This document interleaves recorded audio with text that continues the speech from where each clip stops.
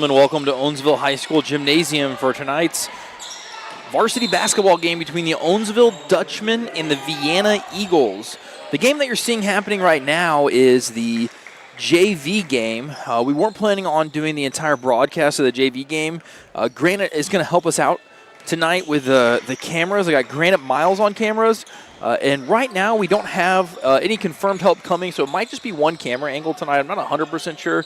We're hopeful to get some others as we get going here. So real quick, I want to give a quick shout out to Peaceful Valley Lake Storage for sponsoring this broadcast. Leron Wright, we appreciate it. And this is going to be our only broadcast for this week. So thank you for tuning in. Granite's going to get on that camera here in just a moment, start following this game for you guys. And he's actually going to jump on the mic too. Granite, how you doing? Good, you? I'm doing very well. I spent some time, the reason why we started just a little bit late, I was finishing up an alternate hype video here for the basketball players in my classroom since the varsity game hadn't started yet. And I planned to take their highlights from our game so far this year and work those into the hype video for tonight. So a little bit of different view tonight for those that are actually in attendance here. And granted, you can actually even move that camera even closer to the center island here so you have more room with your headset cord. And I'm going to turn it over to Granite because I'm going to take that hype video and go upload it into our video board. So that way tonight, whenever they get going, they actually have that. And Granite is a self-proclaimed basketball expert. Is that right, Granite? Absolutely not. But Granite is extremely good with cameras. He's done a lot for TV Studio in his just 2 years here in high school, so very thankful for him. So, Granite, I will be right back as I make that change. And feel free to talk as much or as little as you feel necessary. Keep these guys seeing the game in the bottom. You can obviously see the scoreboard. Dutchmen are leading in this JV game by a score of 28-18 here in the third quarter with a little under 5 minutes left to go as Wyatt Lewis gets that three off and gets it to fall. I will be back momentarily. It's all yours, Granite. All right. Now you guys are stuck with me. I don't know what I'm going to talk about. I mean, I don't know enough about sports. When you get down here, though, you want to always keep the hoop going so they can see that. There you go. And actually, once they're down there, you can kind of let the camera go and just stand by. You don't have to actually move it around anymore. Yeah, I don't really know enough about sports to tell you what's going on. I mean, I know that when you throw it outside of the three-point line, you get 3 points, and if you make it from inside, you get 2 points. Unless you're doing a free throw, but other than that, that's about my limited knowledge on this game. I don't know these players. Well, I do know them, as most of the people here for the Owensville team are actually in my grade. Actually, all of them might be. I think all of them are. But I am not good with names. So if you try to ask me who's who, I probably will not be able to tell you. Actually, I have a sheet over here, the names of everyone. Let me grab that real quick. Let's see, we're in the JV game. So, junior varsity. Number 1 out there is Kylan Menz. Number 14 is Drew Chapman. This is for Owensville team. Number 22 is Broden Kelly. Number 23 is Logan Valley. Number 5 is Wyatt Lewis. Wyatt Lewis, I think. I don't know. I have trouble pronouncing them sometimes. And then number 20 is Bryce Cramey. That's for the Owensville team. That's currently on the field. Oh no, it looks like someone new just came in. Oh no. Nope. Everyone's same there. But the other team, people playing JV, let's see who's out there. Number 24 is Tyler Hallen, I think, is how you pronounce it. Number 23 is Talon Reeves. I'm probably butchering these names horribly. I'm sorry if I am. Number 12 is Wyatt Wolf. 24, I already said his name. Number 3 is not on here. So, some of the people I don't think are on here. Yeah, number 3 is not on my list I have. But, anywho. Oh, hey, you guys want to see something fun? Yeah, I'll wait for this to calm down a little bit. Yeah, real quick. There's Mr. T, the glorious Mr. T. Look at him in all his glory. Anywho, back to the game. Looks like what happened is the Vienna team, I think that's who we're going up against. Hold on, let me see here. Vienna, yeah, the Vienna team had, I don't exactly know. They pulled a foul. The Dutchman had a foul because the Vienna team like blocked him as they were trying to serve or something. I'm not entirely sure how it works out, but it is. So we're getting 2 free throws. And he makes that one. And the Vienna team are pushing down the court.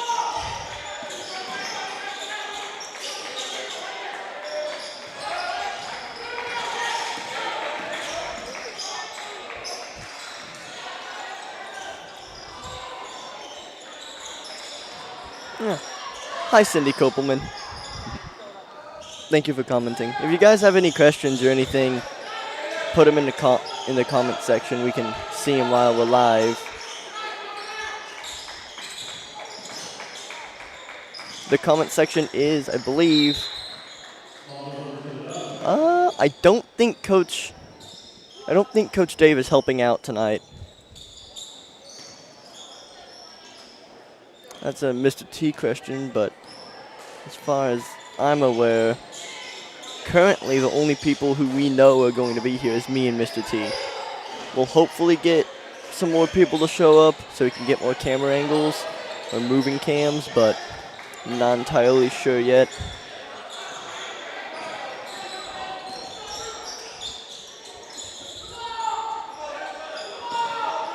But as I was saying earlier, the comment section is subscribers only, so you have to be subscribed to use the comment section.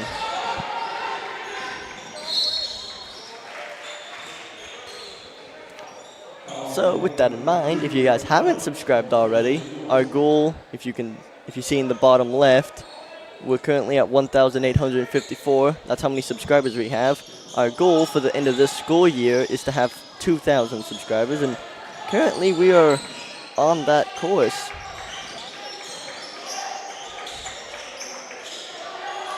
Also, down in the bottom left next to the subscriber count, you will see PVL storage.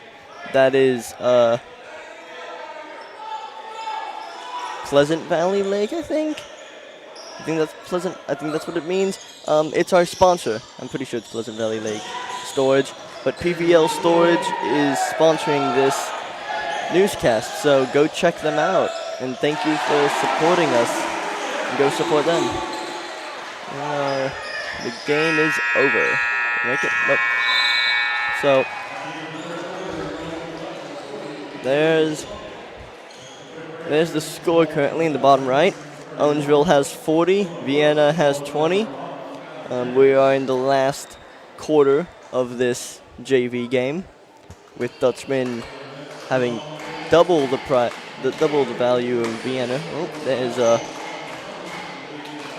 one of the Owensville cheerleaders doing back handsprings all the way down the court. They seem to very much like their back handsprings. There's the cheerleaders for tonight. I don't know who all's out there, but they're always very excited. At least they make it seem like they're excited. I don't know if they really are excited, but they definitely make me think they're excited to be out here. There's, let's see. There's the Owensville team talking about stuff. I don't know all the coaches' names, but I believe this piece of paper has all the coaches' names. Oh, here we go. Here's the cheerleaders. I got a list of all the names of the cheerleaders. We have Peyton Cox, Alevia. I can't pronounce anything. Alevia Gibson, Abigail Kiesling, Tone Creer. I can't pronounce that. I'm sorry. Madison Lewis, Lorelia. I think that's supposed to be Loretta McDaniel. Lindsay McIntern. I'm sorry, I'm butchering these names horribly. Bailey Sickman, Emily Waymeyer, and Tristan Rich. That is our cheerleaders.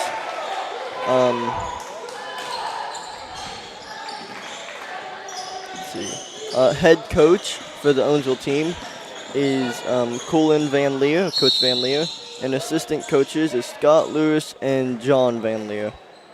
I wonder, I actually don't know if Colin Van Leer and John Van Leer are related. I think they might be, but I'm not sure.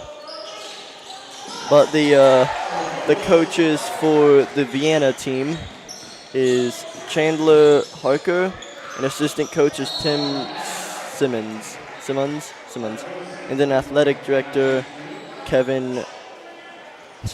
I'm sorry, I'm not even gonna try to butcher that name. Oh, Mr. T has returned. He's getting his headset on right now. All right, Granted, how did it go? All right. Did you keep these 15 people entertained? I hope so. I mean, there's 15. Well, I mean, we gained a subscriber, so that's one thing. Let's go. 15 people, a new subscriber. Grant, I say you're doing a bang-up job. Oh, someone was asking if Coach Dave's going to be here. I don't think he is. Not to my knowledge, Cindy. I have not heard anything from him. I know he's been very busy with his graduate courses and, following the girls' basketball team around, driving the bus, and then announcing up here at the high school. So I always let Coach Dave, if he's got the anytime invite. If he wants to broadcast, I always love commentating with him. I think we work well together. But I also don't want to put too much on his plate because I know he's got a lot on his plate right now. He's doing a great job balancing it all. All right, as I return, it looks like the Dutchmen now have a 44-22 lead, so they've outpaced Vienna by doubling their score. We are in the fourth quarter now, so we are just about to get to the varsity game. As far as the JV players that are on the floor right now, it looks like we've got Wyatt Lewis, Kylan Mins, Cohen Brooks, Logan Valley, and Brogan Kelly, all of which are sophomores except for Landon Valley. The sophomore class is just loaded with tons of basketball players. There are a lot of basketball players in the sophomore class. Talked about it in previous broadcasts. There's 3 that start in the varsity roster. And then Bryce Crammy, he sees a lot of time on JV. He sees some time on varsity as well. I think that this sophomore class, we just got to keep these guys together and working hard, and it's going to be really fun to see how they turn out. Logan Valley on the court now. In my intro to business and in my intro to TV studio class, does an absolutely great job in my classes. Thankful to have him, and thankful to have him back at school. I know that the sick bug has been going around. I know he missed quite a bit of time last week not feeling well, so I'm glad to see him back out here. Glad to see him playing basketball again, because I know that's a lot better than being home in bed sick. It's great. You know all these people's names. I'm over here taking the sheet, apologizing because I'm completely annihilating these people's names. I just cannot pronounce half of them. So, granted, I have to tell you a story of a legendary Owensvillian, okay? His name is Mr. Michael. Have you ever heard of Mr. Michael before? Not that I can recall. Andrew Michael. He's one of the most amazing individuals that I've ever personally known. He remembers everybody's name. Everybody's name. I've never seen anybody that has a better memory Mr. Michael. Mr. Michael is a veteran here in Owensville. He subbed a lot when I was in high school. Now he donates a lot of his time at Helping Hands, and I've always been amazed at how well he pays attention to people's names. I think that's something that I've tried to emulate. I do pretty well with names, but I'm not even close. I don't hold a candle to Mr. What is his Michael. name? Andrew Michael. His last name is spelled M-I-C-H-E-L. So it's not like the normal spelling of Michael. I might know him. Very tall guy. Because I've helped out with the food drives with Boy Scouts. If you've gone to Helping Hands, I would bet money on it that you've seen. I bet if Michael. you showed me his face, I would recognize him. Yeah, he's a super, super nice guy. And if you ever told him his name, if you ever told him your name, I bet he remembers you. Yep. That sounds like who I'm thinking it is. Yeah, he's a super, super guy in our community, and I've always been inspired by Mr. Michael. Yep, there's him remembering people's names, and there's me, who I've been with the same classmates for all these years. And yeah, Mr. T, that's it. My first day of class, that's Mr. T, and that's about it. Cohen Brooks brings up the floor as the Dutchmen look to add to their 21-point lead. A couple things I've seen from these JVers as Henry Womack gets a 3 off that goes in and out. Doesn't really get much closer than that. Henry, a junior here at OHS. One thing that I've noticed about this particular group of guys on the floor is Cohen Brooks, not afraid to shoot the 3 ball and does it really well. We did a game here relatively recently, and he made 3 3-pointers in pretty rapid succession in 1 quarter. And it was awesome to see. Awesome to see. Wyatt Lewis brings it up the floor right now for the Dutchmen. A little hot to handle there along the Dutchman bench.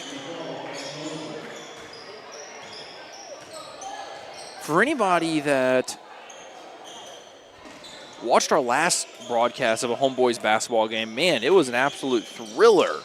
The Dixon Bulldogs came to town on a rescheduled game, much like tonight's game is. The Vienna Eagles, originally not on the schedule, but added to the schedule because we lost an entire home tournament because of the weather, those makeup days. And really nice to be able to get some more games on the calendar to be able to play. But, man, the Dixon Bulldogs game was absolutely a fantastic game. And, granted, you were here for that too, correct? Yes, I was. It was a fun game to broadcast as it was close. Dutchman made a good comeback. There's several lead changes. I know it was a good game when the opposing players on the other team's names still stick out to me. And I remember Dwight Yoakum.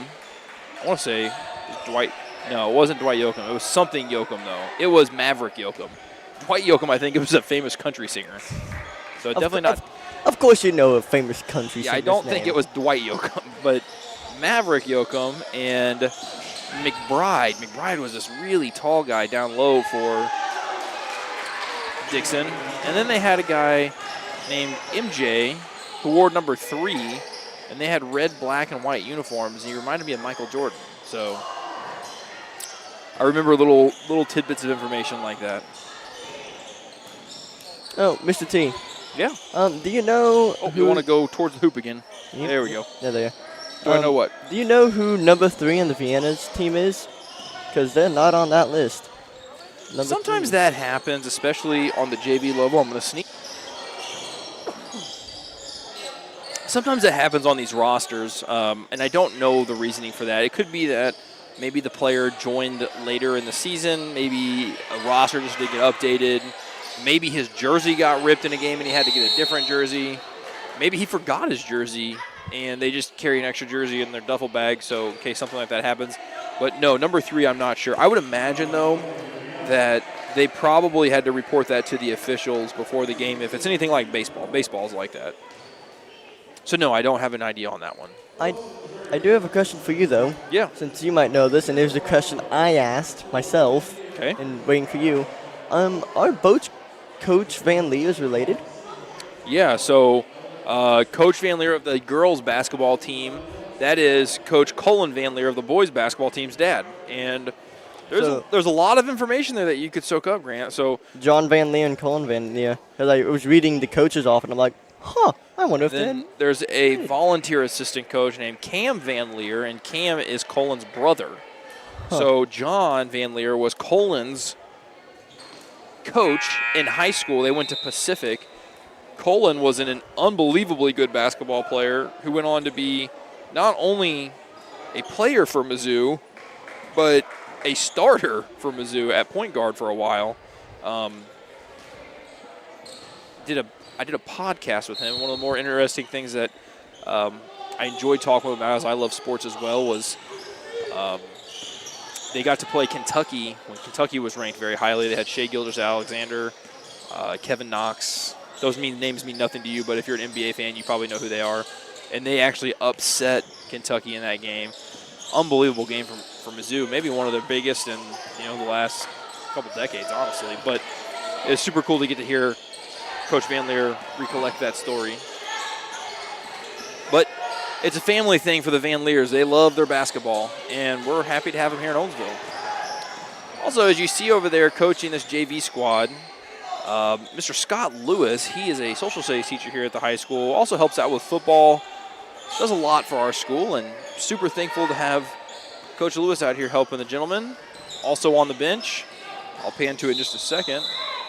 Also on the bench, you got right there sandwiched in the middle is Coach Shane Hunt. Coach Shane Hunt is one of the middle school boys coaches and makes his way out here for these high school games as well to help support and help absorb information and be able to take that to his middle schoolers as well. So definitely a very connected coaching tree here with the basketball throughout middle school and high school.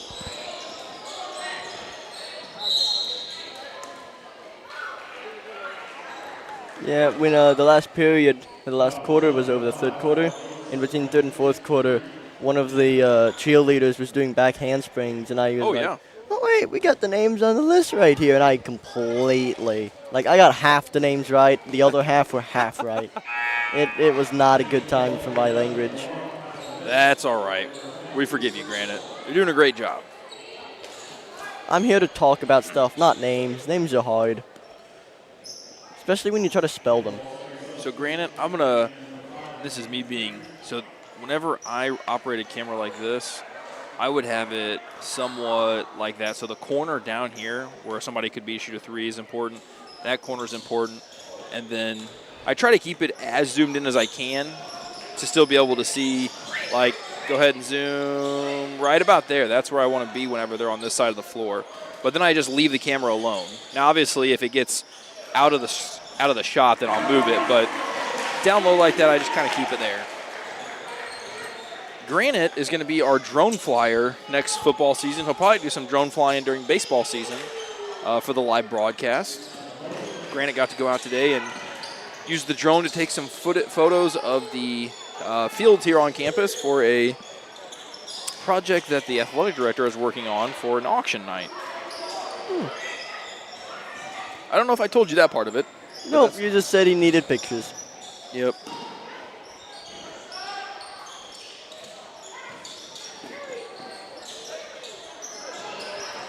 All right, as the clock dwindles down here, about 10 seconds left, and then we'll put a bow on this one as our varsity guys are off in the corner of the gymnasium, ready to enter. As Vienna does splash a three there right at the end of the regulation.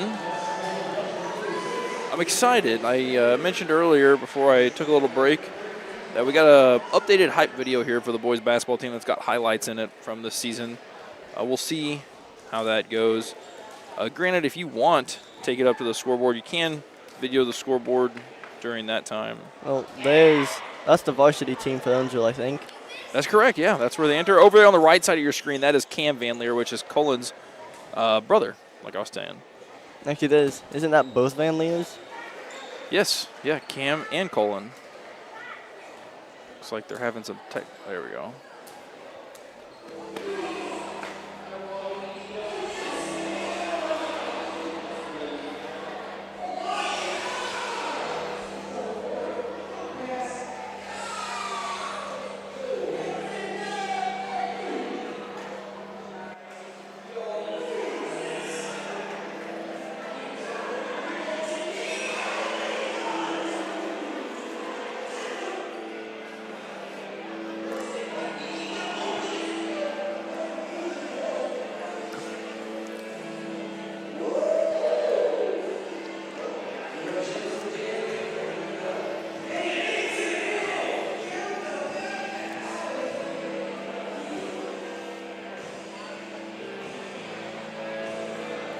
All right, so Dutchman about to take the floor here. Broadcasting class, TV studio class, works on these videos that you see on the scoreboard here in the gymnasium. Special shout out to Legends Bank for helping fund for the scoreboard, as well as the Owensville Athletic Booster Club. Without them, that scoreboard wouldn't be possible. So, something that we added to our gym. A lot of the other schools in the area have also done the same thing. You can see one in Herman. They're becoming definitely more popular across high school sports.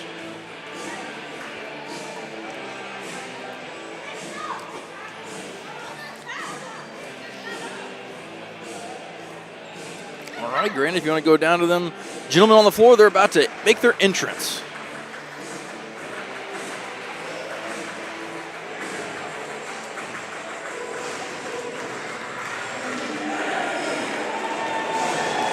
And here come your Owensville Dutchmen.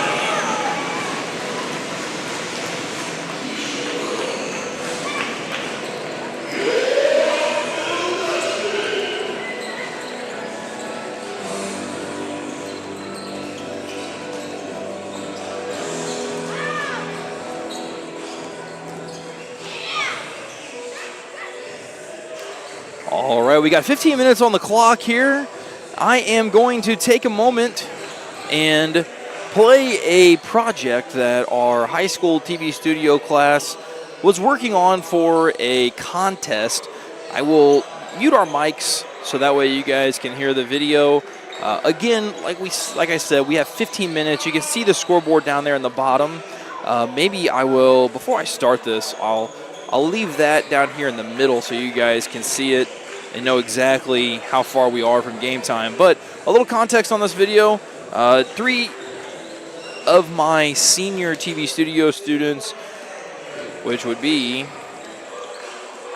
Jaden Zelch, Lily Reed, and Maddox Parker, worked on a video for a contest called the Latest Generation Film Contest, where they had to choose something that has had a large impact on our community, and they chose the local printing factory, Lakeside Book Company, which was formerly R. Donnelly, which was formerly Custom Printing, which was formerly LSC Communications. And they made a video making tribute and showing the importance of it to our community. So me and Granite are going to take a little break here real quick. And we're going to throw this on the board. And if you're interested in the video, you can also find it on our YouTube and Facebook page. It's a great look into the past and also shows what they got going on nowadays. Without further ado, Granite, go ahead and hit mute on us, and we'll get the video playing. Custom Printing Company was founded in St. Louis, Missouri in 1962. The company has developed an ever-expanding workforce of over 500 employees. The success of Custom Printing Company is made possible by a dedicated workforce, along with continually updated modern equipment. Hi, I'm Jaden Zelch. And I'm Lily Reed. Our third partner, Maddox Parker, will be conducting an interview later on. For the Latest Generation Film Contest, we decided to spotlight a multi-generational business in our hometown, Owensville, Missouri. Lakeside Book Company, formerly known as Custom Printing, has been around in our community for many generations and has truly influenced our community. In this submission, you will see videos from inside Lakeside Book Company, as well as interviews and older footage from Custom Printing Co. and our community. Let's throw it way back and look at some footage from before we were born. Our pre-press department has the ability to work with customer-supplied film or camera-ready copy. Custom Printing has the capability to produce as many as 8,000 page negatives per day. Once film is processed, the next step is the film assembly area. Here, page negatives are assembled in many different impositions by skilled strippers. Once all the negatives are accurately placed, painstaking attention is paid to each and every page to make sure that each and every detail is perfect. Quality checks and proofing procedures are implemented to assure accuracy of the project before being plated and sent to the press room. Technology has definitely increased the speed in which we can do all those things. It's taking the old film days and converting that to digital, direct to plate, has taken a lot of time out of the process. and getting into the press room. Just a lot of technology improvements with controls and sensors that are computerized, helping us manage our color and registration on our equipment. We're here in the lobby of Lakeside Book Company. During our time here, our partner Maddox sat down for an interview with the manager, Matt Dosey. I'm Maddox Parker. I'm here with... Matt Dosey, good morning. Good morning. How are you doing today? Quite well, thank you. Good. So can you tell us a little bit about your role here at Lakeside Book Company and how long you've been here? Sure. My role is working with the customer service team, the logistics team, and also the quality team to make sure we're delivering a quality product to our customers. And I've been with the company 34 years. How many people does Lakeside Book Company employ? It fluctuates slightly, but around 440. What does Lakeside Book Company specialize in? Primarily, we're an educational book printer. We do a lot of work with some of the large educational customers, and then we also do some commercial work as well, and some government contracts. What does the printing process entail? So we start out with our customers who have a book they want to publish. They send us a file. We approve that file for printing standards, and then we go ahead and run sheet-fed components for the cover. We run web components for the text, and then we bind and ship out the product. So fairly simplistic, but a lot of steps in between.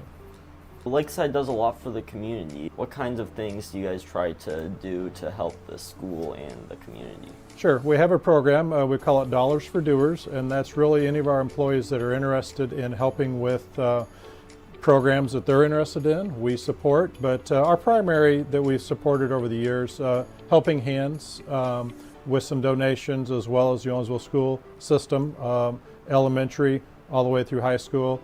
And then we also do a lot with the Chamber of Commerce. Can you tell us about the beginnings of Lakeside Book Company and custom printing? So I actually worked here for 7 years when Custom Printing Company with Don Lennar and his team. And there's been 8 different owners over those years that we've experienced. And today we're still doing the same sort of projects that we have. So a lot's changed, but we're still producing books and very competitive in the marketplace. Okay, thank you for your time.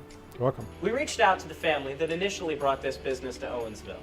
In the next clip, you will see an interview with a member of the Lenauer family. I'm here with Mark Lenauer. Mark, how are you today? I'm well.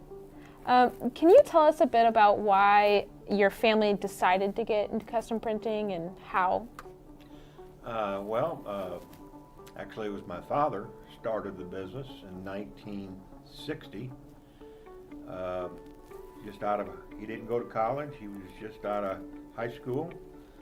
He decided he wanted to get into the printing business, so he borrowed $500 from his mother, bought a small multi-lift press, and started doing business cards and letterheads. In 1969, we were needing more room. There was a building available in Owensville. Chamber of Commerce contacted us and said that this building was available, which happened to be at that time on Old Springfield Road.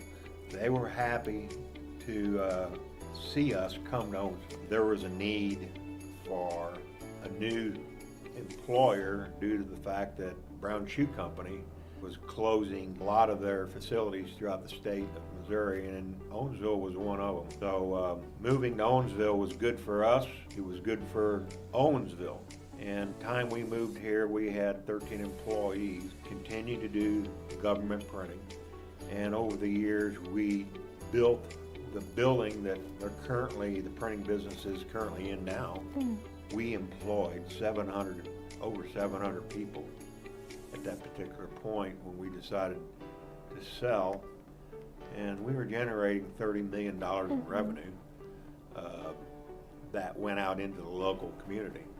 So over the years, custom printing was good for Owensville, but I would also say due to the work ethic, Owensville was very good for Custom Printing Company. So it worked both ways. The people in Owensville had a work ethic that was just incredible. And that was the secret to the custom printing success. We believe that Lakeside Book Company has shaped our community from an economic standpoint, as well as molded our community values of lending a helping hand. We hope you enjoyed this look into a very crucial part of our community, and we'll leave you with some footage comparing then versus now. Perhaps the biggest advantage that Owensville has to offer a prospective business is that the business is wanted and appreciated by the community. It is difficult to be successful where you are not wanted. The qualities of an area and of a people are difficult to assess. The Owensville community is unique from many other communities in that the great majority of people who live here do so because they want to, not because they have to. And because they want to live here, they have the concern and desire to be a part, to help, to belong, to make the community a better place to live. Whether it be in joining a service organization, planting a flower bed for the annual Tulip Festival, building a float to be in the annual county fair, or helping to organize a community arts and crafts fair, the people of Owensville are involved and welcome those who will be a positive addition.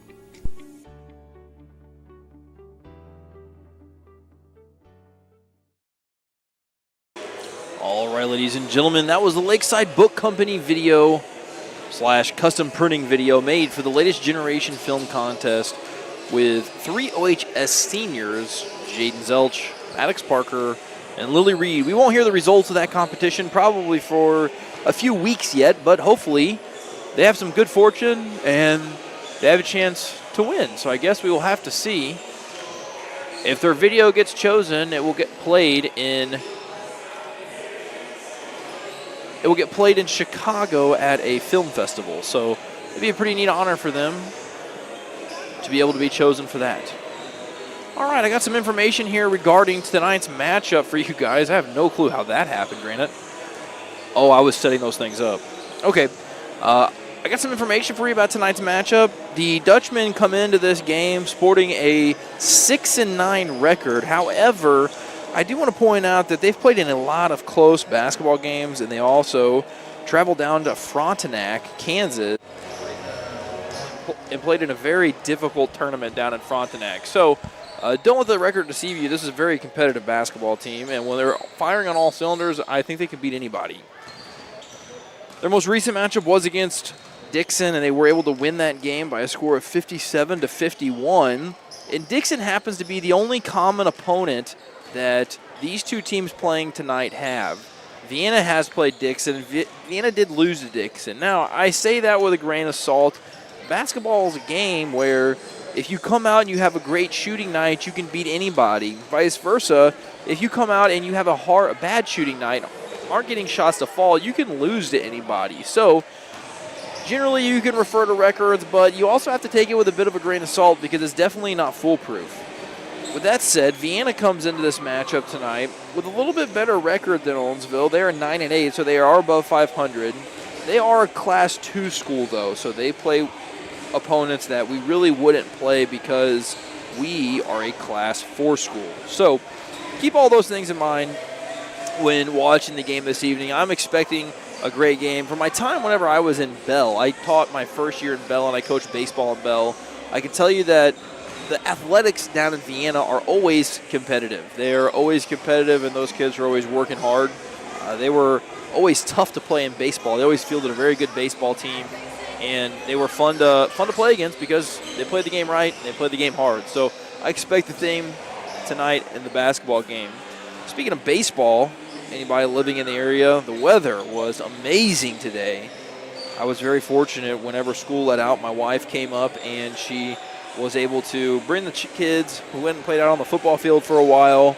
It was really just a blast. It was a blast because we weren't freezing. We were able to actually enjoy it. And then whenever I came in tonight for the game, I noticed that the lights were on at the baseball field, and they were having a little preseason practice, which I assume that we'll see some of those guys make their way into the basketball game here as they get finished up out there, which will help the student section as the gym is starting to fill up now. Granted, how many people, it's always a fun guessing game, how many people do you think are in the gym tonight? If you want to scan around on your camera and show some of the audience members that are here tonight.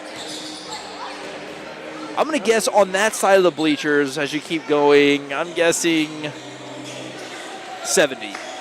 On that side, just that side alone? Just that side. Is 70 high or is it low? You taking the over or the under? I'm thinking you're going a little high. You think I'm high on that side? Over here on this side, I'm probably saying we're going to have 80 over here and probably closer to 60 over there. So you're guessing somewhere around an attendance of around 150 in here tonight. Is that fair?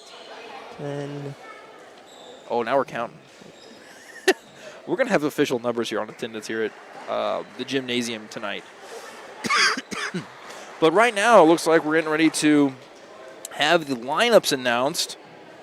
And we'll get to see a little bit more about each of these squads as you look there at the Vienna squad and then over here at the Owensville squad as they're going to roll the rack of basketballs out. We'll call starting lineups.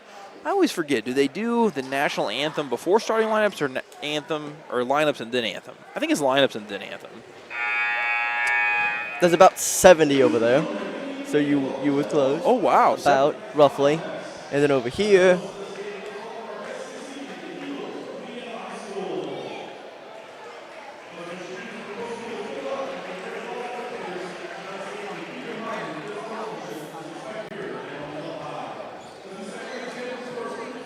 giving a shout out to the officials tonight over the PA speaker. Those are our officials this evening. Looks like we are doing the national anthem first. So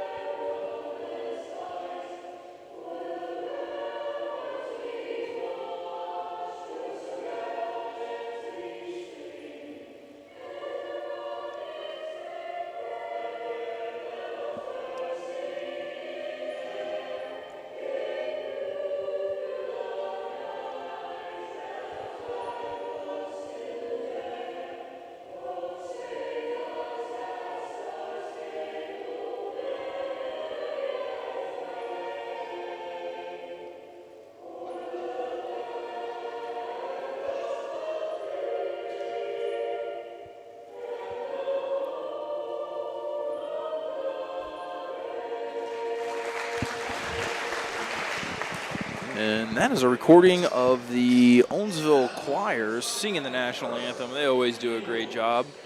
Granted, I'll get this camera down here on the Dutchmen if you want to get that one on the Vienna Eagles. All right, number 15 for Vienna starter, Tegan James. Junior number 20, Colton Wiles, 6'2". Senior number 30, Alex Zimmer, stands in at 6'3". And then a junior number 32, Jace Bertoni. The one that I missed in the beginning was a senior number 1, Elias Miller, 5'8". And now we'll go ahead and hear it for our Owensville Dutchmen here and see the starting lineups. First up, it looks like it's going to be Brady Watson. If you want to use your camera to follow them, I'll go to you after they go. Next, it's Keegan Glausner, another sophomore. Chase Crosby, another sophomore. 3 sophomores right out the chute, per usual. And we finish with a couple seniors here. Zayden Gates brings some height, athleticism, playing multiple sports here at OHS. And then E.G. Eli Graham, another senior here. If you want to go in on their huddle now, Mr. Granite.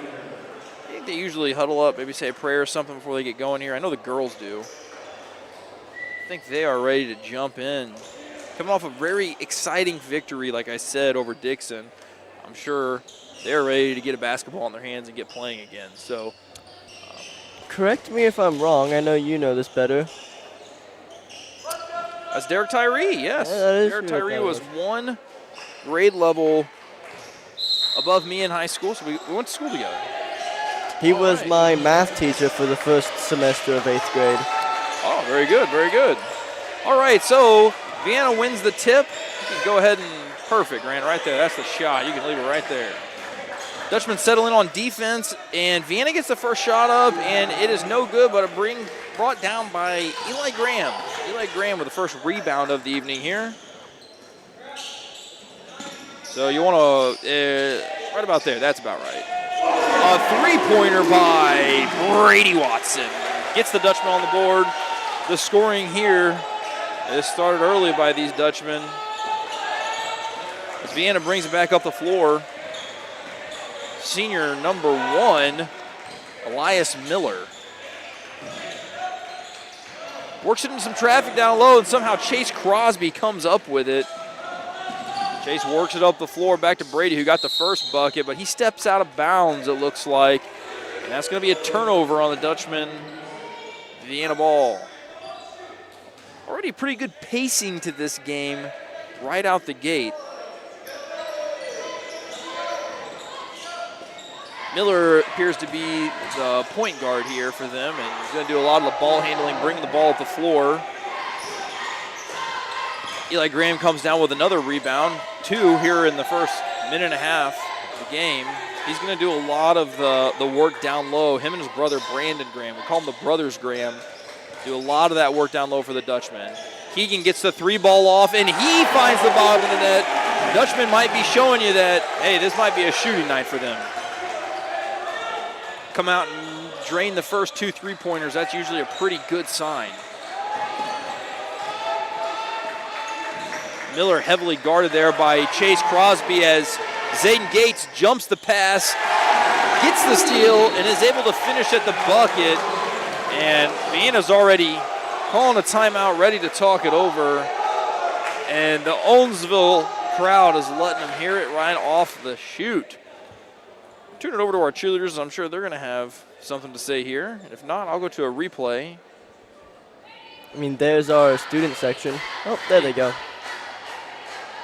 Good student section tonight on a Monday night. First day of the week. Give you a highlight here real quick. This was the pass that Zayden Gates jumped and was able to, you see him just read that. He reads that out. Football skills coming into play there with playing some cornerback for the Dutchman, playing wide receiver. He's going to be able to make, he's got good ball instincts. Going to be able to make those jumps and those reads and sniff that thing out. Dutchmen have an 8-0 lead here in the early going. The first 2 minutes, you couldn't draw it up any better if you were Coach Van Leer. Do you have any early game predictions of how this game's going to go? Well, I do think that it could be a lot closer than the start has indicated here. So I hope that the Dutchmen keep their foot on the gas pedal. With this start, I was going to be optimistic for the Dutchmen anyways, but I'm going to say Dutchmen by 9. Dutchmen by 9 tonight. I hope I'm wrong, and I hope it's by more. But I'm encouraged by this start. And the 2 3-pointers going in at the beginning, good sign of a positive night of shooting, hopefully, here at home. I mean, the only issue with it being by 9 is if the Dutchmen only get 1 free throw and nothing else happens. That's by 9. That's a very boring. Oh, nope. Now there's going to be more action. Number 20 for Vienna, Colton Wiles gets that one to go, gets them on the board. And then Chase Crosby responds right away with that mid-range jumper. Chase has such a good jump shot here for the Dutchmen. It's always fun to watch. Number 15, Tegan James gets that one off, unable to get it to go. Dutchmen get the board. They work it up to Eli Graham, who's wide open. He's going to get the easy bucket on a pass from Brady Watson, who shows again and again that he has amazing court vision here. I do hope this is going to be a really good, and it seems like it's playing off as a really good game. They break the press there, and they got a great shot, but unfortunately unable to get the layup to go. They had the shot they wanted as Chase keeps. They cannot stop the bleeding right now, ladies and gentlemen. I don't think the Dutchmen have missed a jump shot yet. They come in shooting the lights out, 15-2 here in the first quarter. You can't ask for anything better than that. Got 3 3-pointers now by Crosby, by Watson, and by Keegan Glauser. A good intercepted pass by Zayden Gates, and things are really rocking for the Dutchmen right now. I imagine in that huddle, things are looking real positive for Coach Van Leer. He's probably just saying, keep the pedal to the metal and let's keep doing this thing, boys. There's a three-point attempt and bucket by Chase Crosby that sent Vienna back to the bench for a timeout. The gym erupts with excitement. So here in the early going, Dutchmen lead 15-2. We aren't even 4 minutes into this one yet. How many timeouts do each team get? You know, Granite, that is a great question. I've often wondered that this year. I'm going to look that up because I don't know the answer to it. I know that it's a certain amount each half. Yeah. Like football, you get 3 each half. Or is it 3 each? I think it's 3 each half. So.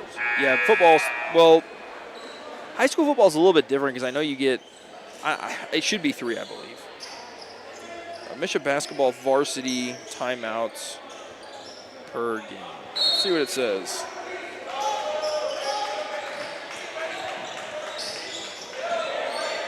It looks like in varsity basketball team, each team is allowed 3 timeouts per game, with all timeouts carrying over to the second half.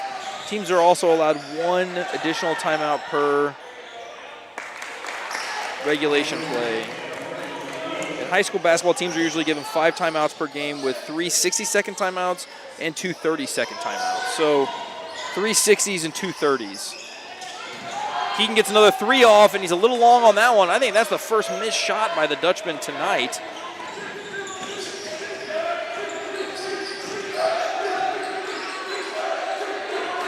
So to answer your question, I think it's 5. 3 of them are 60-second timeouts and 2 30-second timeouts as Chase goes and gets the easy bucket right under the basket, improve the lead to 17-4 for the Dutchmen, as they are also pressing here a little bit early on, making things even more stressful for these Eagles, as number 10 for the Eagles, Jaden Hayes, gets the 3 off, and he gets that to fall. Makes it 17-6 here. Keegan Glauser brings the ball up. Gonna try to take it himself, finds Zayden. Oh my goodness, works it right down to Brandon Graham. I feel like Brady Watson could have a highlight reel purely of assists this season. My goodness, he's had some really good ones. And he's also pretty good at throwing the no-look assist. I've seen it several times, and he does a great job with the no-look assist. Dutchmen lead 19-6.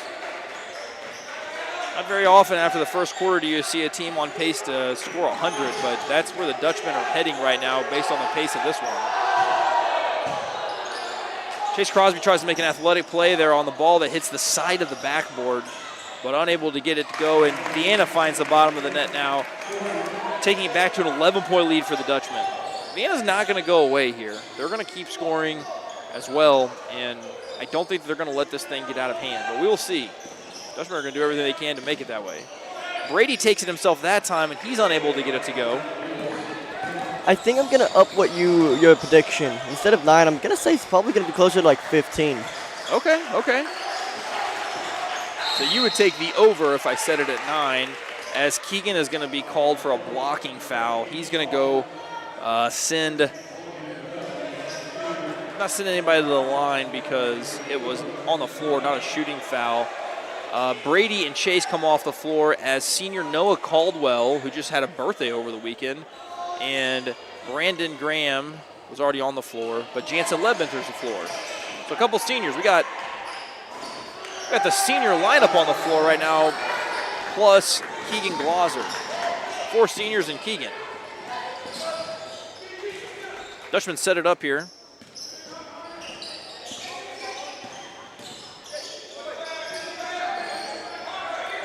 Got a lot of movement off ball for the Dutchmen here, which is good to see. You want to see that movement, especially in the early going. Legs are fresh. First game of the week, obviously, after an off day with Sunday. Jansen Leb gets the 3 off, and he finds the bottom of the net.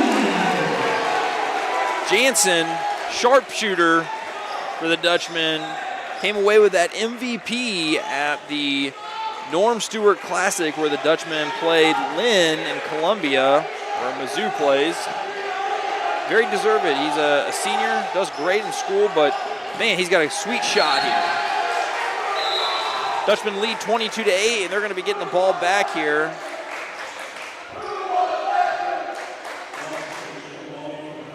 All right, looks like Watson checks back into the game. And now it is 4 seniors and Brady Watson, a sophomore. So we haven't had a 5 senior stack yet, but we might get one at some point. I guess for a 5 senior stack, though, you'd have to have both Grahams. Brady tries to draw some contact there. It looked like he might have had a little, but nothing was called.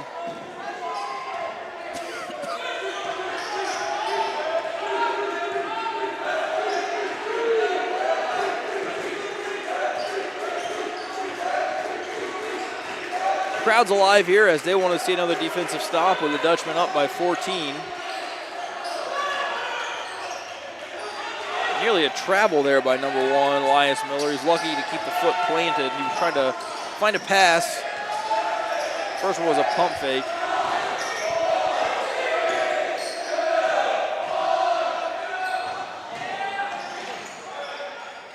Vienna unable to get it to go, but big number 30, Alex Zimmer comes down with a rebound. Dutchmen are going to have to chuck up a prayer here. Unable to get it off. We're going to take a 30-second break here and go to a word from Legends Bank. Legends Bank is proud to be a part of this community. Legends Bank believes in supporting education and are proud supporters of your Dutchmen and Dutch girls. Your kids are our kids, and we're cheering them on through all of life's big changes. Legends Bank offers many financial tools, loans for a home, car, business, real estate, or agriculture, and offers services just like the National Bank, such as online banking through legendsbk.com, our mobile app, or in person, because we love to still see you at the bank. Legends Bank, your town, your bank, member FDIC, equal housing lender.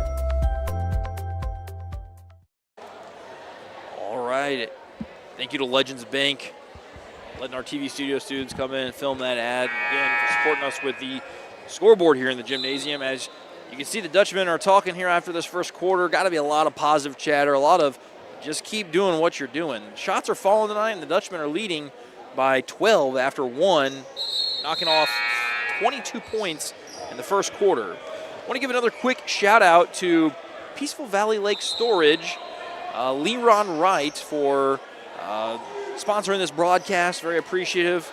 Leron Wright has some storage units out of Peaceful Valley, and if you're ever in need of a storage unit, make sure you give Leron a message. All right, next up, Brady Watson takes the inbound. Dutchmen get the ball to start. A little bit of an errant passer. I think it might have been tipped or something like that. Don't usually see a floater like that. Dutchmen lucky to retain possession. Jansen working hard to get to the rim, but some aggressive play. Jansen gets the 3 off. It looks like he got tipped a little bit, but maybe it didn't because he made it rain. Jansen Leb with his second three-pointer in as many quarters. Dutchmen now lead by 15. Noah Caldwell comes flying in with a great hustle play, knocks the ball out of bounds, unable to get the ball down low to number 30, who I would imagine is probably Alex Zimmer, one of their better players. He definitely got some height, some strength to him. I would imagine Vienna would love to feed the ball down to Alex as he gets the board there, and Alex does get it back to go. Great work there by senior number 30, Zimmer, for Vienna. Crosby back on the floor now. He had a break to end the first quarter.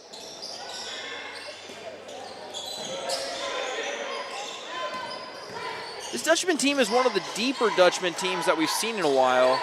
They've got quite a few guys that can play off the bench as Eli Graham feasts on those down low buckets off the glass. And he adds another one to his tally for the season. You see Coach Van Leer pacing the sideline there. Chase Crosby works hard to tip that ball back in, gets it to Eli Graham. Good hustle play there by Crosby. Watson loses a handle on it. Chase gets that jumper to go, unable to get that one to fall. Stepped up into that jumper with a lot of confidence, but just unable to get that one to fall like we've seen him do so many times before. Vienna works it around, but it gets picked off by Brady. Brady got those long arms, and he gets the foul for the and one. Count the bucket. Brady Watson goes to the line. In the first quarter, Brady did have a three-pointer to get things started here. And he must have had another bucket at some point, because if you look at the scoreboard, which I know is a little bit challenging to see, he's got 7 on the night now as he goes to the free throw line to try to make it 8.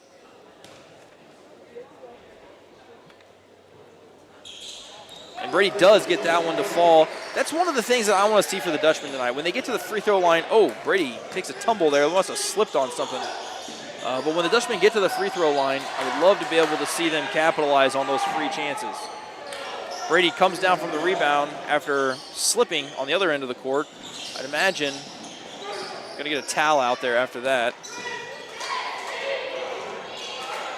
Keegan unable to get that one to go, but Eli Graham comes down with the offensive rebound. Keegan almost was going to step into that three, but Jansen says, I'll go ahead and do it. Off the front iron. Jansen's first miss on a 3-ball tonight.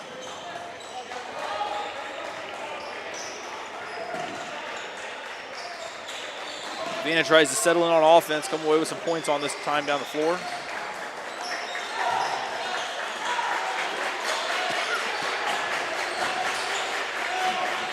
They do try to work it down low to Zimmer a lot. I imagine the scouting report for the Dutchmen is stop Zimmer. And so far they've done a relatively good job at it tonight, holding Zimmer to just 6 points, 6 of the 12 Vienna points. I have to imagine that he's a force to be reckoned with, especially against some of these Class 2 schools they play. Eli Graham there to pick up the board and get the bucket. Eli Graham has done such a great job underneath the basket this year for the Dutchmen, and he does it again there. Him and his brother both, Brandon Graham, have been phenomenal.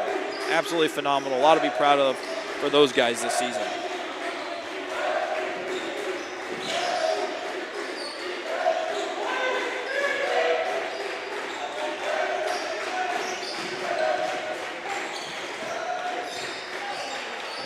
Vienna has a lot of passes on the outside perimeter. Haven't really made any advancements towards the bucket. Shoot a long three from the corner, unable to get it to fall. Brady Watson comes down with the rebound.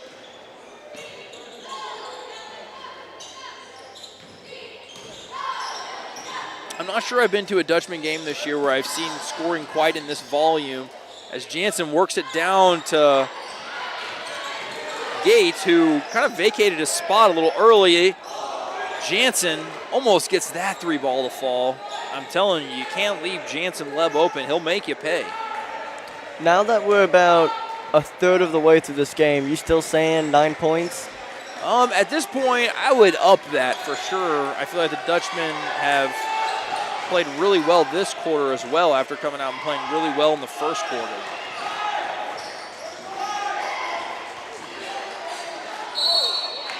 A body foul down low. I think they're going to call on Zayden Gates, send the Eagles to the charity stripe here.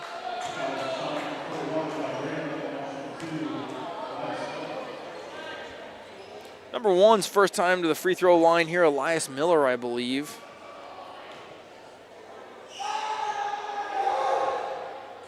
Gets the first one to go. You see take a look over here at the Vienna bench.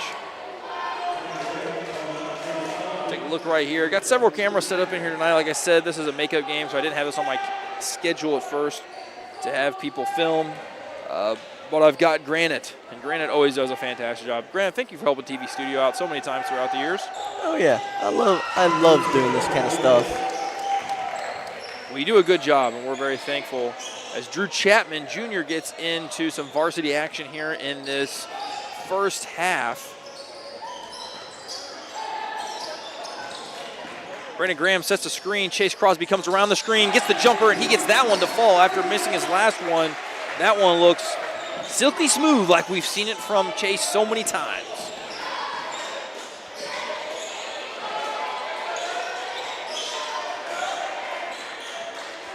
Dutchman defense has been relatively suffocating tonight as well. As Zimmer tries to take it to the rack, he gets hit by Brandon Graham, which once Zimmer got positioning, Might have been Graham's only opportunity to stop the bucket, make him go to the free throw line and try to earn these 2 free throws.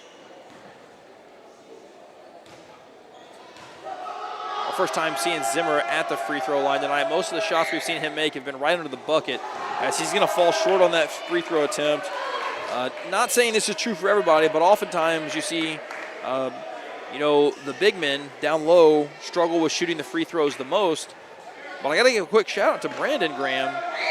I think he is regarded as, if not the best, one of the best free throw shooters on this Dutchman basketball team. Last game, I know he went 4 for 4 from the line, I believe. If my memory serves me correctly.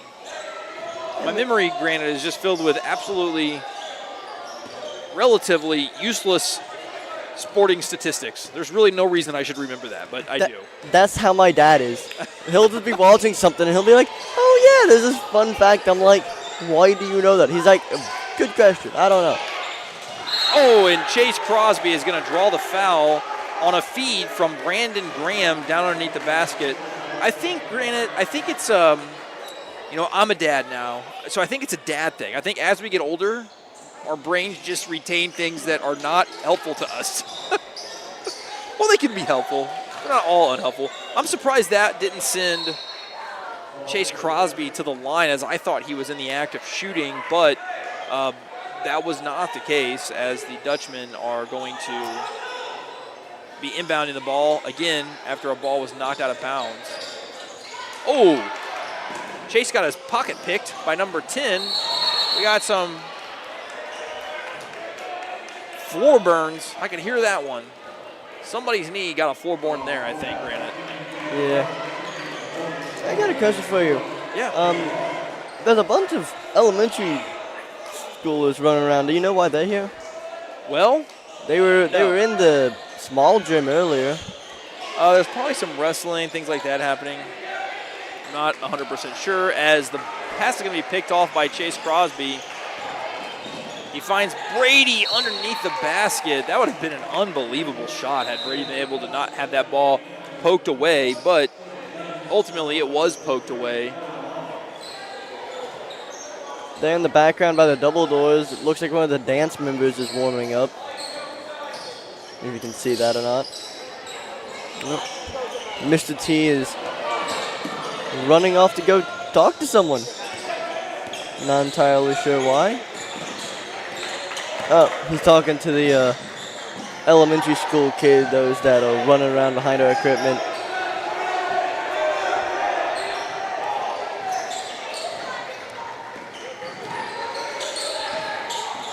All right, ladies and gentlemen, I'm back.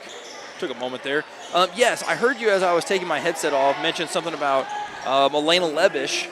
She's going to be dancing at halftime. So you guys will have some halftime entertainment as one of our OHS dance team members who has been, I believe, a dance team member every year of her high school career. If not every year, definitely her sophomore, junior, and senior years. She'll be performing a routine that she has been working on at halftime. So very excited to be able to share that with you. Elena Lebish, a student that I was fortunate to have in 7th grade math, because at the time I was teaching 7th grade math before I came here to the high school to do this job. And I've gotten to know Elena over the years. Helped coach in cross country, so I got to spend a lot of time with her over that. And awesome student here at OHS. Excited to see her perform at halftime. Talking about how you taught math, I got a question that I know some high schools are curious about. What do you like more? You like doing this, or did you like the math more?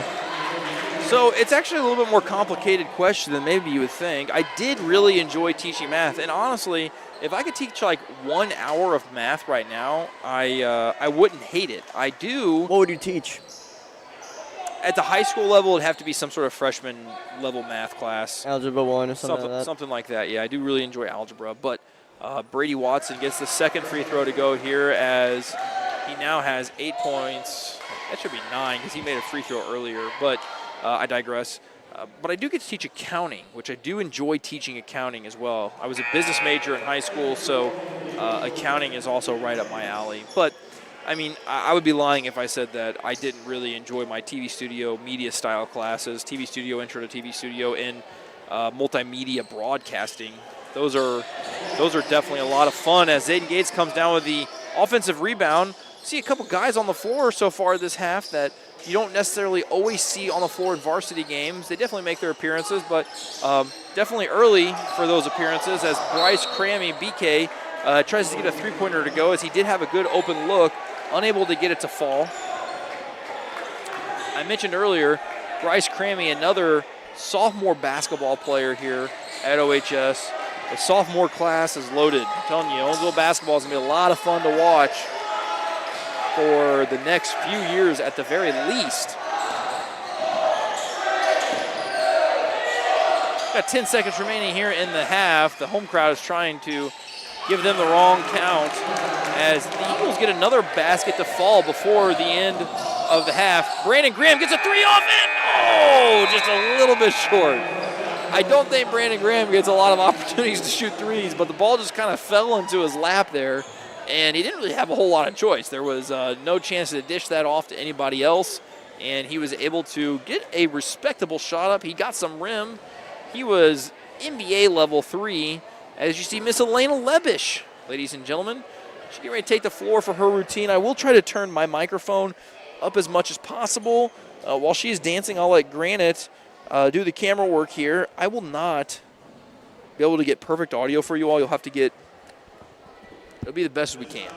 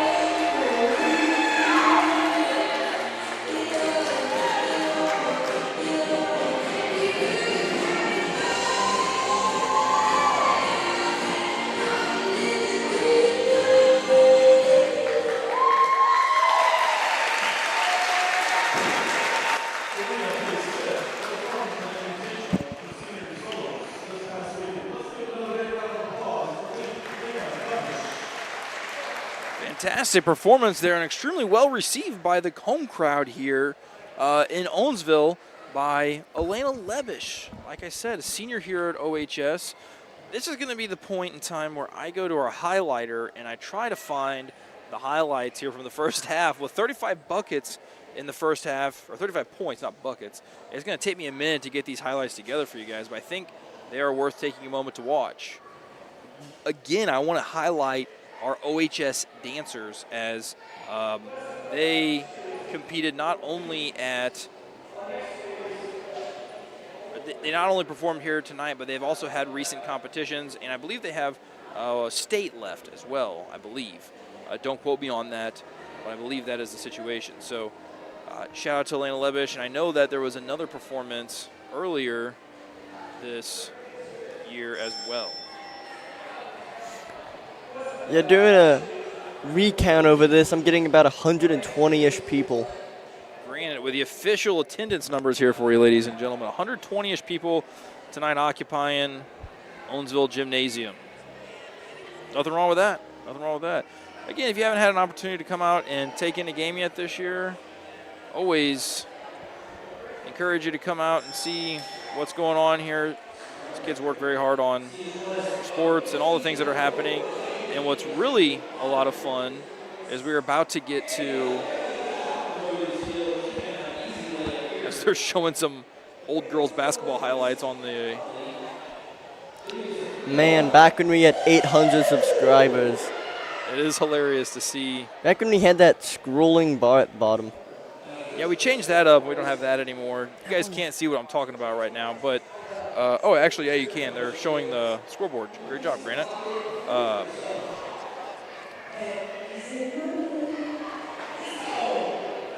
What was that? That was last year that we had that? I didn't know that Coach Benton was going to play that. That's funny. That's funny. And if you're curious who that is, it's that man. Controlling the computer, putting stuff up there.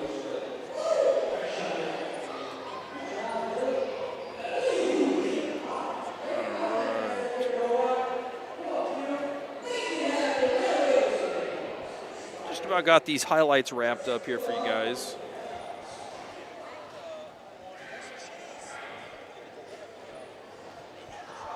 So many made shots that I have a lot to be able to show you. The app, the program that we use, I'm a nerd when it comes to this stuff. I like to tell you guys the things that how we make this happen. Obviously, we have several cameras up here, and granted, if you kind of want to show them our setup up here, the product that we primarily use to shoot and film these are called Canon XA cameras.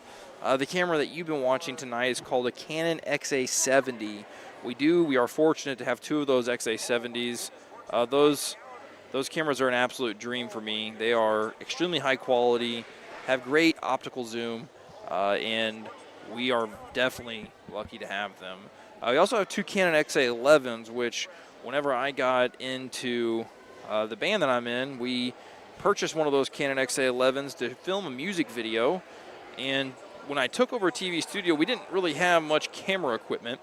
But I took that Canon XA11 and started filming some football games, and that really kind of made the whole thing spiral, got my brain going on what kind of things we can do with TV studio. And then as I started learning more about broadcasting, I thought, you know what? I think this is something that we can do here at OHS, and it worked out great. And I think it's been something that's been positive for not only the class but also the community. So thankful for the opportunities that, that one camera that my band purchased kind of kick-started and got going. But TV studio has always been a class here at OHS, and probably many people remember back in the day when Les Whitty actually started the program, and they were actually filming with VHS and actually physically cutting film to be able to make the highlights tapes and things that they made back then, which are absolutely iconic in my mind. If you go to our YouTube channel, you can see a lot of those old highlights tapes, and there is nothing like that old footage to me, which has inspired me a lot and makes me just want to try to do the best that we can to document as much as we can happening here, not only at our school but also our community. And thus is TV Studio. Granted, what are some of the other things that TV Studio does? Other than live broadcasts, we do the weekly, daily, and monthly newscasts. Yeah, so the weekly newscast and the daily newscast that Mr. Granite is referring to are also filmed live in our actual classroom. We call it the studio. And a bunch of students have different roles. Granite is in the broadcast and does the daily announcements every day. And if you guys want to tune in, it's around 8:30. Hopefully is when we start. It might be later. Hopefully we're at 8:30. Sometimes we run closer to that 8:40, 8:50 mark. Just depending. Tomorrow morning, obviously, a lot of our equipment is here in the gymnasium. So one of the first things that we'll do tomorrow morning when we get to school is we'll send the class down here to the gymnasium, grab all the equipment, take it back into the classroom, set it all back up, and then run that daily announcement. I do have to give the students major props because I feel as though you guys have gotten pretty quick at getting things transferred and then also getting those things moving, hooked up, and operating correctly. Much better than when we first started. When we first started, we'd be doing the entire class period of doing it with your assistants. Now we're doing most of the class period by ourselves. I will say it is very nice as a teacher to just be able to be like, all right, guys, you guys go ahead and set it up and run the broadcast, and be able to sit at my computer and watch the broadcast that you guys are doing as you do it from my computer, which is really cool. I will say every Thursday I have a podcast that I do during first hour. And last Thursday, when I was not there, I came out of the podcast room, looked over, and they were still setting up. And I'm like, all right. I walked over there and So you want to quickly set my stuff up. Right about there. That's part of it. Because three-pointer by. You guys are going to see the highlights there from the first half. Keegan gets the three ball off, and he finds the bottom of the net. Dutchman might be there by Chase Crosby as Zayden Gates jumps the pass, gets the steal, and as Colton Wiles gets that one to go, gets them on the board. And then Chase Crosby responds to get the board. They work it up to Eli Graham, who's wide open. He's going to get the easy bucket. They get the layup to go.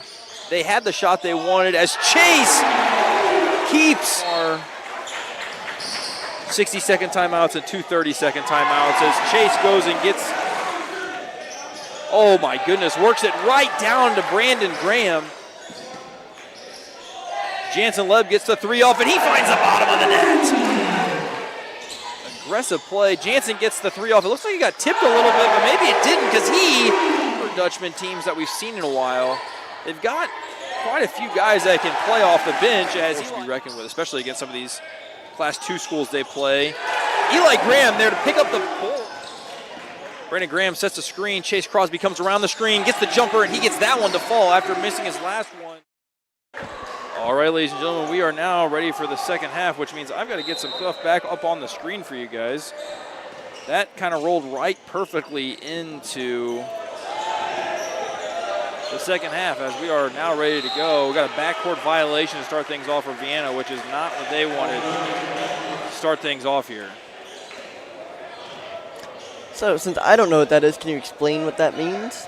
Yeah, so if you're on offense, so like right now, the goal that the Dutchmen are scoring at is they just crossed the black line, right? Mm-hmm. So if Keegan were to walk back across the back line with the basketball now, that's a backcourt violation. You can't go back across once you've already gone over. Looks like one of our guys just pulled a shooting foul. Yep, so that's going to send Zayden Gates to the line. Zayden, senior here at OHS. As I am slowly getting things back up on the screen from halftime.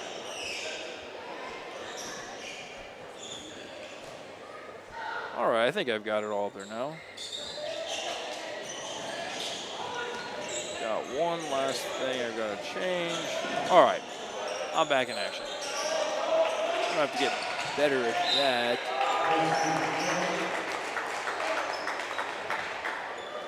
There we go. Well, look right, Granite. Yeah. Viewers, subscribers, sponsor time. Yep, looks good to me. All right. 30 seconds into this second half, and I don't believe the score has changed yet. Zimmer gets blocked from behind by, I think, Brady Watson. Happened relatively quick. We'll go ahead and hit a replay on that and see if I can see it on our next stoppage, potentially, unless we score more. Gonna have a foul down low on Chase Crosby. Gonna set up an inbound situation as it was a foul on the floor, meaning he was not in the act of shooting. Everybody at home, the only way you get to go to the line, there's two ways. One, and when I say the line, I mean shoot free throws. One is if you are in the act of shooting the ball and you get fouled, that's a shooting foul, you go to the line for that. Or if the other team already has 5 fouls in the quarter, then no matter what kind of foul it is, you go to the line. Brady gets that three off, and Brady gets another three-pointer to fall. Brady's having a great night shooting. I want to say that takes him to 13 now. If I was guessing, I'm not 100% certain.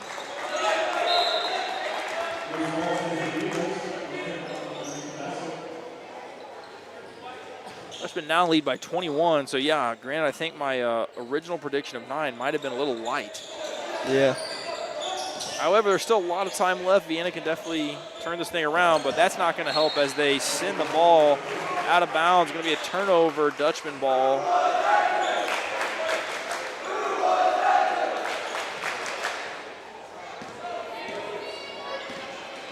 Keegan Glauser brings the ball up court for the Dutchman.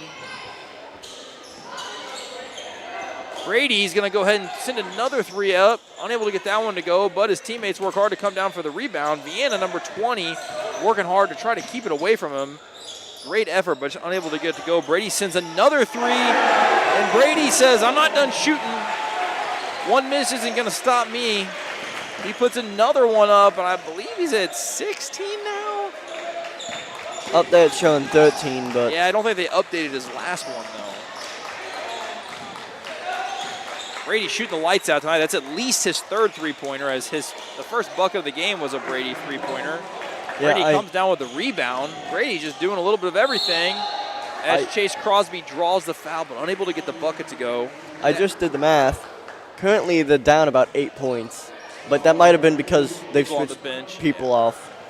Yeah, there's definitely people on the bench that have points. Brandon Graham, Jansen Leb. I know those two definitely have points. Jansen's made a few three-pointers.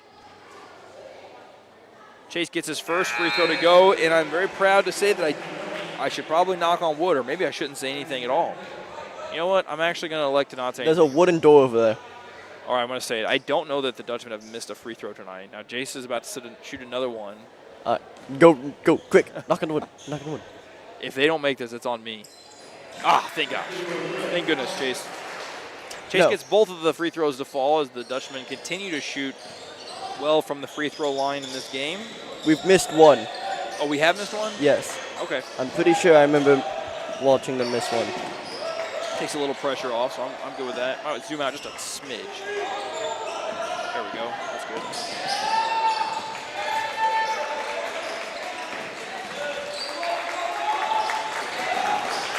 Even though the Dutchmen are up by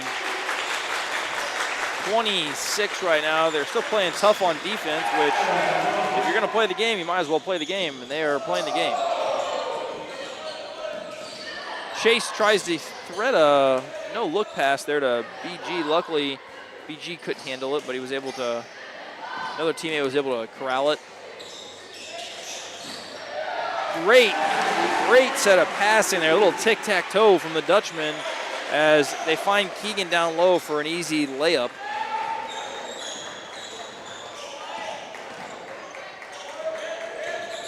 Vienna, I don't know if they've gotten on the board in this half yet. I think they went into half with 17. That's the second time I've seen Brandon Graham get a block right there in that spot. Second time in as many games. Great job, BG, with a good block, waving that Dikembe Mutombo finger saying, not today, not today. To the 29 current viewers, thank you guys for tuning in. If you haven't hit that subscribe button yet, Granite always does a good job of marketing the subscribe. I absolutely does. We got 2 new subscribers tonight, I believe, since the... Yep, we were at 54 when we started. So, if you haven't hit subscribe yet, we would appreciate it if you did. It makes us happy. And when you subscribe, you can use our comment section because it is subscriber only currently. That is true, so you can hit us up in the comments. We'd love to hear from you guys. If you got anything, any questions, or any insight for us that maybe we get wrong, or if anything's ever going wrong with the stream, please let us know. For you viewers at home, let's see if we can get any predictions in the comments. What are you predicting this game's going to play out to? Because we've put our predictions out, but so far it looks like we are... a little light. Yeah, we're very low. I have to imagine that in this half we're also going to see some of those younger guys work in, as Alex Zammer does a great job down low for these Vienna Eagles. Works hard down low, gets that bucket off the glass. Just the first bucket for Vienna, I believe, in this half. And he leads scoring for these Eagles. Zayden Gates goes up for a layup, pretty contested there. I think Zimmer actually got a hand on it. 3 ball by number 3 by Vienna, who is not on the roster like we mentioned earlier. Unable to get that to go. Brady, ball's going to be tipped right into Will Johnson's hands. Zoom in on Will Johnson. Nice catch, Will. Get the grin out of Will. Happened to fall right in his lap. Thankfully, he caught it and it didn't hit his camera. That would have been a bummer. All right, Keegan is the one inbounding it there. Yeah, last I checked, those cameras aren't cheap. That is absolutely true. Always doing the best we can to protect the electronics. Jansen works down low. He's going to get him. Just hit it right off that back iron. Couldn't get that to fall. A little too hard, not enough touch. But it was a good take to the rim. Good take to the rim by Leb. Keegan looks to inbound the ball. He finds Jansen again, who's got a couple hands in his face. Tries to get it out to Brady. Gonna try to settle this thing down a little bit. Keegan drives in, finds BG. Dutchmen do a good job of finding these big men down low as Keegan gets the open jumper from about 4 feet in front of the free throw line. A little offset.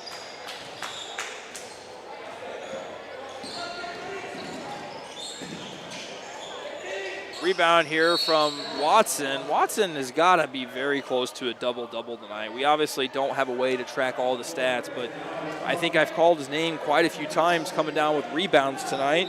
Double-double, what does that mean? So a double-double means you have double digits in more than one scoring category, or more than one statistical category. So if you have 10 rebounds and 10 points, that's considered a double-double.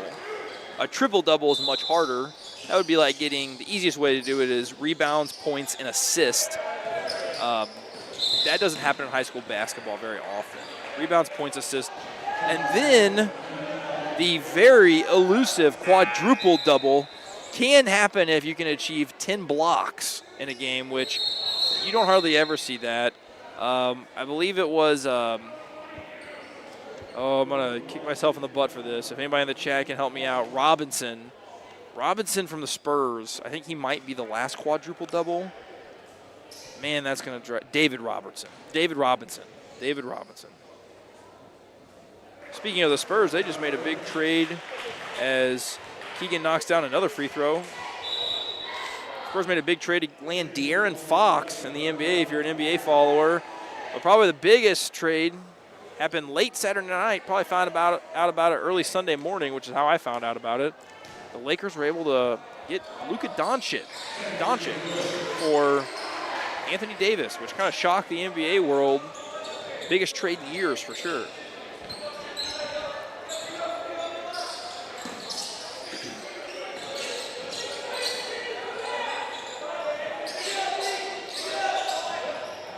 Keegan pokes at the ball there. Zimmer's got it. He holds it strong and holds it high.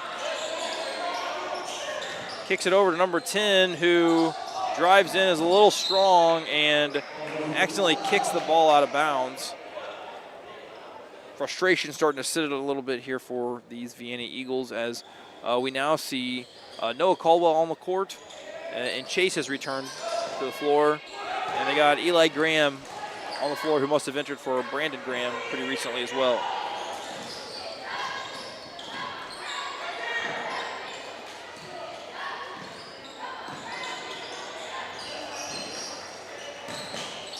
Jansen with now there's the touch. Jansen gets around a teammate, gets a little floater, great touch, gets that thing to fall. Dutchmen now lead 51-19. I don't think this is going to be a 100-point game, but it could definitely be like a 70-point game. It could. No, it's definitely not going to be 100. Now, we are at a point now, we're in the second half. We're up by 30, so we are going to see that running clock. So, as Emma Waymeyer, the back handspring queen for these Dutch girl cheerleaders. One thing that we will see, so granted, running clock, what that means is that even if there's like a stop in play, the clock just continues to run. So it'll really be like a true 8 minutes. Like right now, the clock is stopped. If you call a timeout, I believe with a running clock, maybe it probably stops for a timeout, but other stuff like free throws, the clock just keeps running. So it makes the game go a lot faster when the score gets more lopsided. So we are probably getting to the point where we are going to see that.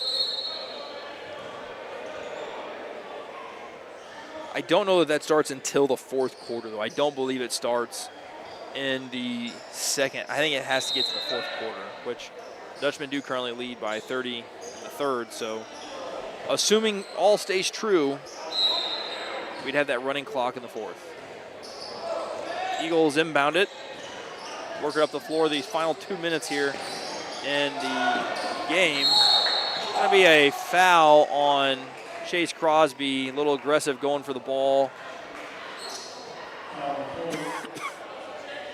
Be a foul on the floor, going to clean up some sweat that probably hit the floor so people don't slip.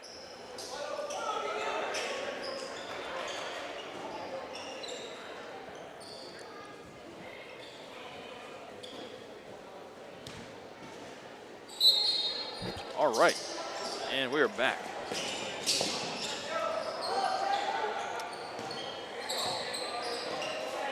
Jaden Hayes has been doing a lot of the ball handling for the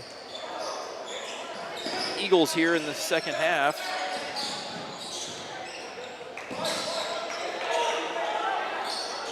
They try to feed it to their big man Zimmer down low, and he not only gets the bucket but draws the foul on, man, there were probably 3 Dutchmen guarding him at the time. And granted, I can tell it's definitely not until the fourth quarter because we're shooting free throws and the clock is not running. But it's about to be not a 30-point lead anymore, so that would nullify the running clock anyways. You sure about that? It is not. It is still a 30-point lead as Zimmer cannot get the free throw to go. He's shooting 1 of 3 from the free throw line tonight. Does lead in scoring for these Eagles, accounting for more than half of their points on the night. Eli Graham with a 3-point attempt. We don't see that from the big man very often, but he shot it up there.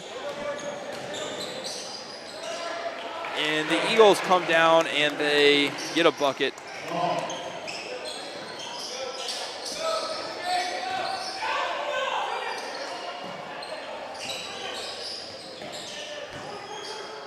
Jansen working hard underneath the bucket, trying to get something to go there. Maybe hoping to draw a foul, unable to draw the foul. Chase Crosby giving number 10, Jaden Hayes, all that you can ask for, trying to bring the ball down the floor, pacing him.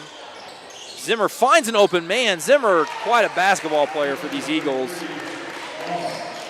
Goes up strong, finds the open man as he's drawing double coverage. Oh, no-look pass there from Crosby. Jansen gets the 3 off. That one's going to be off the mark. And then Chase comes down with the rebound, and he tries to get the and one, unable to get the first bucket to go, but he is going to go to the line to shoot 2 free throws. Dutchmen lead by 26 with 19 and a half seconds left here in this second half. Or not in the second half, in the third quarter. Chase does get that one to fall. I mean, you're not wrong by the second half. It is the second half, yes.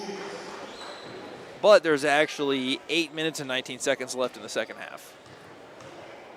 8 minutes, 19 seconds, and 5 milliseconds. This Dutchman free throw shooting has me proud. I'm very proud tonight as they've done a really good job at the charity stripe. I'm sure Coach is happy with that performance so far as well. Dutchmen lead by 28 with 10 seconds left. Vienna will get the last shot here.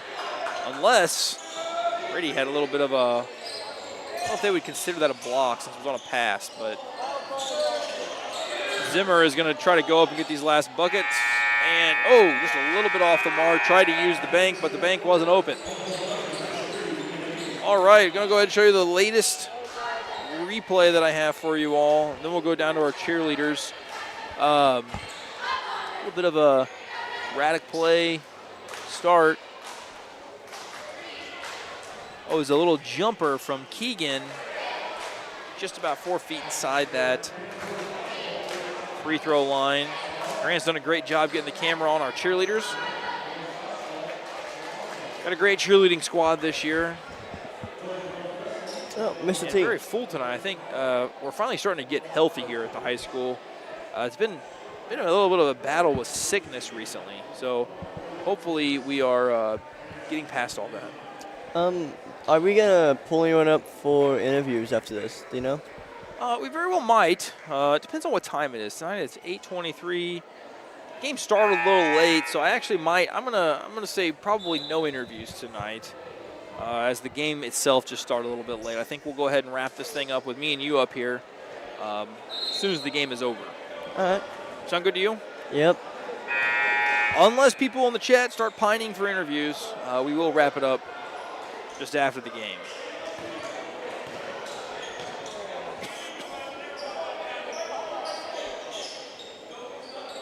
All right, it looks like the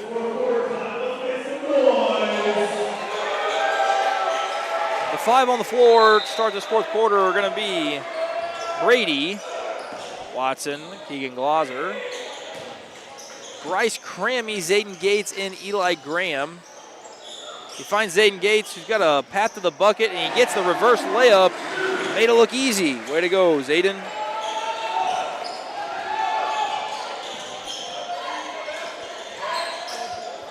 Vienna gets the long 3 off, unable to get that to go. Brought down again by Brady Watson. This man has to be close to a double-double if he doesn't already have it. I think he's almost got 10 boards. One thing I don't see Zayden do is he does not shoot 3 balls usually. I don't know that I've seen him. Oh, and he's going to make a liar of him. He's going to come up short on that 3 attempt. That's not the main part of his game. Main part of Zayden's game is getting to the bucket, playing solid defense. Doesn't shoot a lot of 3s. At least I haven't seen it so far this year. Maybe he shot them all in away games.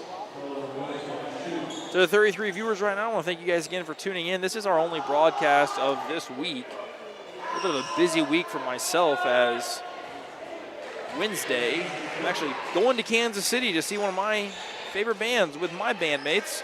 I want to see a band called the Dirty Nil. It's a rock band. Relatively newer, but excited to go do that with my friends. Haven't gone to a concert in quite a while. Bringing up your band, how is your band going? Band is doing great, Granite. Excited. This weekend is actually our, every year we take one weekend out of the year and we rent an Airbnb so we can all get together and actually write music for our next album. As Bryce Crammy gets that shot off, doesn't get to go. Another rebound by, you guessed it, Brady Watson. Crammy with another 3 attempt, does not get it to go. Ball bounces off somebody's head down low. Anyways, our band is staying in an Airbnb this weekend just outside of Owensville, trying to write some more music for our next album. Brady Watson gets the easy layup on the turnover by Vienna. Nora Jean Miles says, good job, Granite and staff. From Florida. Tuning in from Florida. Hi, Grandma. Vienna gets the behind roll there and gets that one to fall as Vienna improves their score to 30. Crammy gets another 3 off, and that one does fall. I'm thinking, based on reactions, possible maybe his first varsity 3-pointer, but that's the first of many for Mr. Crammy if that is the case. If it's not the case, then I apologize. A big shot from Bryce. Way to go, Bryce. Works it into Zayden. Almost kicked it out to BK again. Almost got picked off. Bryce is going to get another 3 off. And he's making it rain with a second 3-pointer from Bryce Crammy. Way to go, Bryce. Dutchmen improved their score to 63 on back-to-back 3s by Bryce Crammy, sophomore.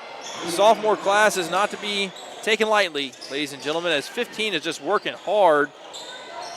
Gonna create 2 points in a bucket there for his Eagles. Way to go, 15 for Vienna. That would be Mr. Tegan James, sophomore, showing that he's got a lot of hustle left. Way to go, Tegan. Dutchman worked the ball around. Zayden is going to draw the foul as he goes and tries to seek contact. He's going to do that to get to the line. Well, the timer stopped, so we're not doing the because clock. we need to be up by 1 more point to get that 30. Zayden gets the free throw to go. Yep, there it is. Now it's ticking. Yep. So normally the clock would not be ticking right now, but obviously with a 30-point lead, that is why it is ticking. Looks like one of those kids must have bumped our camera over there because our scoreboard got a little bit off, which is okay. So I will go ahead and try to fix that.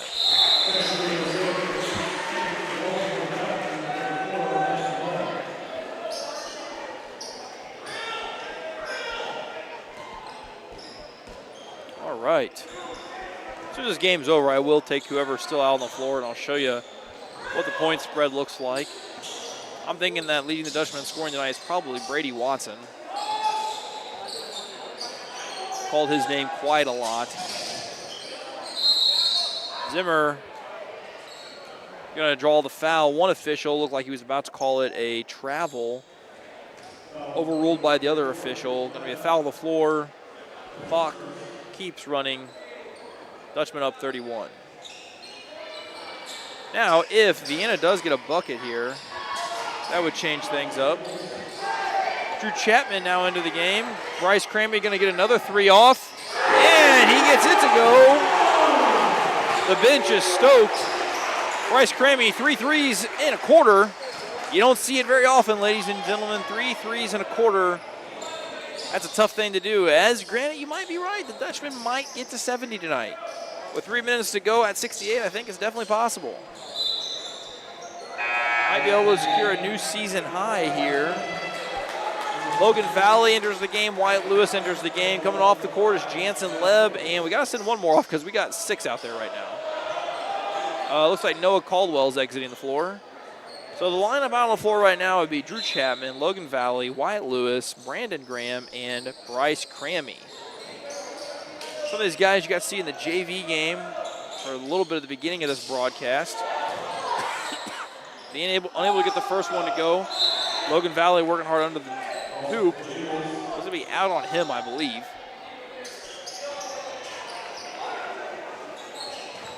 I'm looking over at the Owensville coaches, and I'm seeing some happy faces over there. Absolutely. I mean, things have gone, obviously the Dutchmen are winning, but they're also playing just well in general. It's also been a very good shooting night for the Dutchmen, which, as a basketball team, when you have a good shooting night, that just feels good. Wyatt Lewis gets the pass. Bryce Crammy comes up, gets the jumper, unable to get that one to go. Gets his own rebound, finds Drew Chapman. Over to Logan Valley, gives a little hesitation there. And it's going to be taken. If I had to guess, Owensville probably has an over 80% accuracy on those shoots tonight. Blocking foul. Over a what? Over 80% accuracy on these shoots tonight. I would not go that high. 80% in basketball would be unbelievably good. You don't think 80%? I don't think 80%. I would say definitely north of 50%. From the field. So from the field would mean any shot that's not a free throw. So free throws don't count in that. Which our free throw percentage, I think you said we missed one maybe? I think that's the only one we missed. I would bet somewhere between 50 and 60. 80 would be like, that's crazy. I mean, it could be high. You know what? That's going to be something I ask those basketball players tomorrow in class because I would love to know what the field goal, they call them, also I don't know if you knew this, but every time somebody shoots in basketball, it's called a field goal attempt. Huh. Which is weird when you think about football. There are no football field goals. With the running clock here, the Dutchmen might not get to 70 points. They're going to need one more bucket here as the clock starts to tick away. They've got 40 seconds. It's true. A lot can happen in that much time. Might be the last possession for them, though. So if they're going to get to 70, it's probably got to be here. Brogan Kelly also entered the floor. Henry Womack entered the floor. It's going to be a turnover. Looks like Vienna's got some their younger guys out there as well. Looks a little bit more like a JV lineup for both squads now. Vienna gets another one to go. Dutchmen lead by 30. That's game. Yeah, that one's probably going to expire before Vienna gets a chance to inbound the ball. Dutchmen are lining up for